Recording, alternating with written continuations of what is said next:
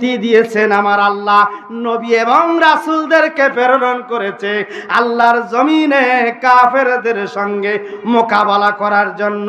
আপনি কেমন মুসলমানের সন্তান, আপনি মুসলমান হয়ে মন্দিরের নিরাপত্তা দেন, তাহলে আমার আল্লাহ নারাজ হয়ে যাবে। কথা বলেন ঠিক না বেঠিক? মুসলমান ভাইরা গভীর মনোযোগ। জিহাদান কাবীরা, আল্লাহু আকবার। আল্লাহ রাব্বুল আলামিন জানিয়ে দেয়, কাফেরদেরকে অনুগত করো না, আনুগত করো না, বন্ধুরূপে গ্রহণ করো না। তাদের সঙ্গে কঠোর যুদ্ধ করার জন্য আল্লাহ রাব্বুল আলামিন নবী এবং রাসূলদেরকে প্রেরণ করেছে। জোরে বলুন সুবহানাল্লাহ। আব্দুল্লাহ ইবনে মাসউদ রাদিয়াল্লাহু তাআলা আনহু, আল্লাহর নবী যখন কোরআনুল কারীম সূরাতুর রহমান নাজিল হয়ে গেলেন, মক্কা নগরীর ভিতরে বাকে ইব্রাহিমের ভিতরে তিলাওয়াত করার জন্য বারবার সাহাবীদেরকে তাগিদ দিতেন। সে সময় একজন সাহাবী 9 থেকে 11 বছর বয়স, নাম হলো আব্দুল্লাহ। জোরে বলেন সুবহানাল্লাহ। এই বান্দা বারবার আল্লাহর নবীর কাছে দাঁড়িয়ে যায়, ইয়া রাসূলুল্লাহ, নবী গো, কোন সাহাবীর কোন প্রয়োজন নেই, আমি আব্দুল্লাহ কোরআনুল কারীম তেলাওয়াত করার জন্য বাকে ইব্রাহিম যদি আবু জেহেলের ঘরেও তেলাওয়াত করার প্রয়োজন হয়, ও নবী গো, আমি আব্দুল্লাহর জন্যই যথেষ্ট। জোরে বলুন সুবহানাল্লাহ। এক পর্যায়ে আল্লাহর নবীর সাহাবী জালিলুল কদর সাহাবী সূরাতুর রহমান যখন তেলাওয়াত করা শুরু করে দিলেন, বলেন তো ওই জায়গায় বাধা দেওয়ার মানুষ আছে না? না। এই পূর্বে স্বৈরাচার যতদিন বাংলার জমিনে বসবাস করলেন, এখন কিন্তু মামা বাড়ি দিল্লিতে। বলেন তো ওই সময় মুসলমানদেরকে বারবার বিরক্ত করেছে, কোরআনের তাফসীর পর্যন্ত বন্ধ করেছে কি করে না? মুসলমান ভাইরা গভীর মনোযোগ। এই ষড়যন্ত্র কিন্তু আল্লাহর জমিনে কিয়ামত পর্যন্ত থাকবে। এখন দেখা যায় 8 দলে জড়িত হয়েছেন, ইসলামী দলগুলো একত্র হয়েছেন। এই জন্য এক শ্রেণীর মানুষ এই জায়গা উস্কানি দেওয়া শুরু করেছে। কথা বলেন ঠিক না বেঠিক? দেখবেন এই কোরআনুল কারীম প্রতিষ্ঠা হবে, এই কোরআন দিয়ে দেশ চলবে, এই কোরআনুল কারীম দিয়ে সমাজ চলবে, পরিবার চলবে, রাষ্ট্র চলবে, মসজিদ চলবে, বাংলার জমিন চলবে। এই সংবিধান আল্লাহর জমিনে আল্লাহ রাব্বুল আলামিন কায়েম হওয়ার জন্য 8 দল একত্র হয়েছে। এখন কিন্তু এক শ্রেণীর মুনাফিক বাধা দেওয়ার জন্য চেষ্টা চালিয়ে যায় কি যায় না? মুসলমান ভাইরা গভীর মনোযোগ।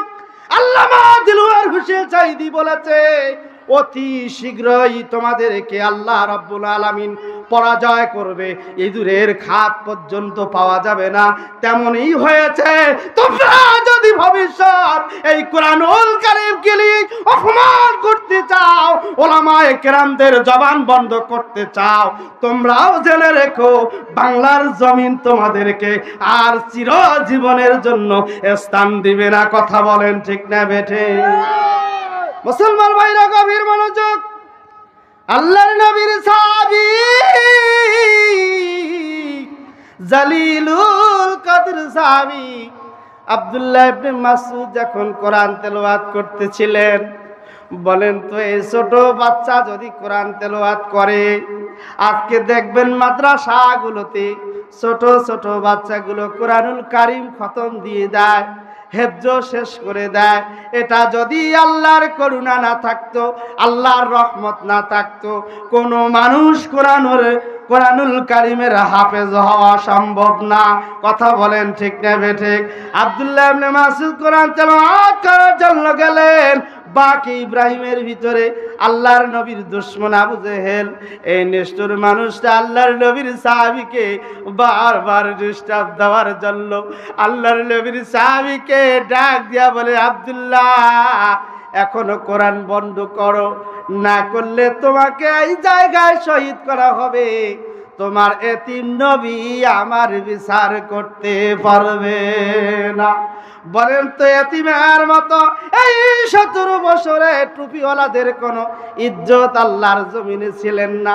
মামলা হামলা জর্জরিত করে মিথ্যা এই প্রতিশ্রুতি দিয়ে মুসলমানদেরকে, ওলামায়ে কেরামদেরকে 4 দলের ভিতরে সাজা দিয়েছে। কথা বলেন ঠিক না বেঠিক? মুসলমান ভাইরা গভীর মনোযোগ। আল্লাহর নবীর সাহাবী আবু জেহেল যখন বাকে ইব্রাহিমের ভিতরে এসে বলে, কোরআন বন্ধ করো, কোরআন আর পড়তে পারবা না, ওই সময় আল্লাহ রাব্বুল আলামিন কোরআনুল কারীম নাজিল করে দিলেন।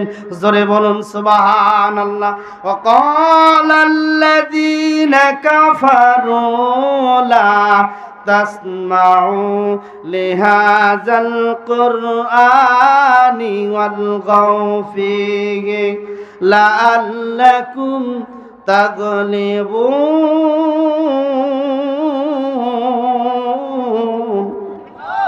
আপনারা কি মন খারাপ? বলেন লিল্লাহি তাকবীর। আল্লাহ রাব্বুল আলামিন আবু জেহেল যে গুল বাধা দিলেন, কোরআনুল কারীম বন্ধ করো আব্দুল্লাহ, এই মক্কার ভিতরে কোরআন চলবে না, এই মক্কার ভিতরে আল্লাহর নবীর কোরআন প্রতিষ্ঠা হতে দেওয়া যাবে না। ওই সময় আল্লাহর নবীর সাহাবী আর জোরে জোরে তেলাওয়াত করা শুরু করেছে। জোরে বলুন সুবহানাল্লাহ। লিহাযাল কুরআন, যখন কোরআন তেলাওয়াত করবে, লিহাযাল কুরআন ওয়াল গাউফি, ওই জায়গায় হট্টগোল করার কথা বলেছেন আবু জেহেল। কথা বলেন ঠিক না বেঠিক? এখন মুসলমান হয়ে কোরআনের বাজনা বন্ধ করতে চায়। ওই সময় কাফেররা বাধা করত, আপনি মুসলমানের সন্তান, লিল্লাহি তাকবীর। সভাপতির আগমন এই মাহফিলের পক্ষ থেকে। কথা বলবে? কথা বলবে? জি জি বল। আসসালামু আলাইকুম ওয়া রাহমাতুল্লাহ। সম্মানিত জামাতবাসী, আজকের এই তাফসীরুল কুরআন মাহফিলের সম্মানিত সভাপতি হিসেবে থাকার যে নাম আমরা ঘোষণা করেছিলাম, অত্র মসজিদের সম্মানিত সভাপতি জনাব আলহাজ আমিনুল্লাহ মোহন মেম্বার নালাজি, তিনি আসলে চোখের অসুস্থতার কারণে আসতে পারেননি। সে কারণেই তার অনুমতি ক্রমেই তারই ভাই জনাব আলহাজ আব্দুল মালিক সরকার মহোদয় আজকের এই তাফসীরুল কুরআন মাহফিলের সভাপতি হিসেবে আসন গ্রহণ করবেন। তো তিনি অলরেডি আসন গ্রহণ করেছেন। আজকের তাফসীরুল কুরআন মাহফিলে সভাপতি হিসেবে আসন গ্রহণ করছেন জনাব আলহাজ আব্দুল মালিক সরকার। আলহামদুলিল্লাহ বলেন, বলেন আলহামদুলিল্লাহ। কোরআনুল কারীম যখন তেলাওয়াত করতেছিলেন, আবু জেহেল যখন বারবার বলে, আবু জেহেল বারবার বলে, আব্দুল্লাহ কোরআন তেলাওয়াত বন্ধ করো। আল্লাহর নবীর সাহাবী আরো জোরে জোরে তেলাওয়াত করে। জোরে বলুন সুবহানাল্লাহ। এক পর্যায়ে আল্লাহর নবীর সাহাবী কোরআন আর বন্ধ করে না। আবু জেহেল বারবার যখন বাধা করতেছিলেন, কান বরাবর থাপ্পড় দেওয়া শুরু করে দিলেন। আব্দুল্লাহ ইবনে মাসউদের কর্ণধ্বনি ফেটে গেলেন, রক্ত যখন প্রবাহিত হয়েছিলেন, তারপরও কোরআনুল কারীম বন্ধ করে না। কিন্তু আবু জেহেলকে বারবার আব্দুল্লাহ বলে, আবু জেহেল রে, আমারও একদিন সময় আসবে, আব্দুল্লাহ তোমার জন্য বিপদ হয়ে দাঁড়াবে। জোরে বলুন সুবহানাল্লাহ। এক পর্যায়ে আব্দুল্লাহ আল্লাহর নবীর সাহাবী আবু জেহেল কি বলে, আবু জেহেল আমার যদি নবীকে যদি বিচার দেই, আপনার বিচার মক্কার জমিনে হবে। আবু জেহেল এমন দুষ্ট মানুষ ছিলেন, এত নিষ্ঠুর মানুষ ছিলেন। আব্দুল্লাহকে যখন কর্ণধ্বনি আঘাত করলেন, রক্ত প্রবাহিত হয়েছিলেন, সে সময় আব্দুল্লাহ বারবার বলতো, আমার নবী তোমার বিচার করবে, আমার নবীকে বিচার দিলে তোমার গর্দান তুলে ফেলবে।